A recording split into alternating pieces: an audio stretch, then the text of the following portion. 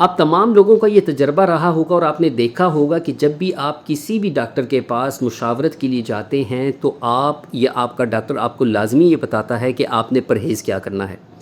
और मरीज़ भी ये पूछता है कि डॉक्टर साहब मुझे क्या चीज़ें परहेज़ हैं मेरे लिए। जबकि मैं ये समझता हूँ, जब से मैंने क्लिनिकल प्रैक्टिस स्टार्ट की है और मैं इस चीज़ पे बिलीव करता हूँ, यकीन करता हूँ कि ये जो जुमला है परहेज़ क्या करना है, ये एक गलत जुमला है। इसके बजाय डॉक्टर है या मरीज़ है उसको ये पूछना चाहिए और ये कहना चाहिए कि डॉक्टर साहब मेरे लिए क्या ग़िज़ाई हदायत है, और डॉक्टर को ये बताना चाहिए कि आपके लिए क्या ग़िज़ाई हदायत हैं। क्योंकि ये बात ज़हन में रखें कि जिस तरह से बहुत सारी चीज़ें हम किसी बीमारी या किसी सेहत की कैफ़ियत में उसे पाबंद करते हैं कि चीज़ें आपने नहीं खानी, उस तरह से बहुत सारी चीज़ें ऐसी हैं जो कि आप खाते हैं तो आपकी बीमारियों के ख़िलाफ़ मौसर क़ुव्वत मुदाफ़त पैदा होती है, वो और आपको बीमारियों में बचाने और उससे फ़ाइट करने में, उसका मुकाबला करने में आपकी मदद देती हैं। तो इसके हवाले से याद रखें, सिर्फ चीज़ें बंद कर लेना काफ़ी नहीं होता, बल्कि ग़िज़ा भी बसा औक़ात आपकी दवा की तरह का असर रखती है। इस वजह से मुनासिब ग़िज़ाई हदायत का मुतालबा करें हमेशा।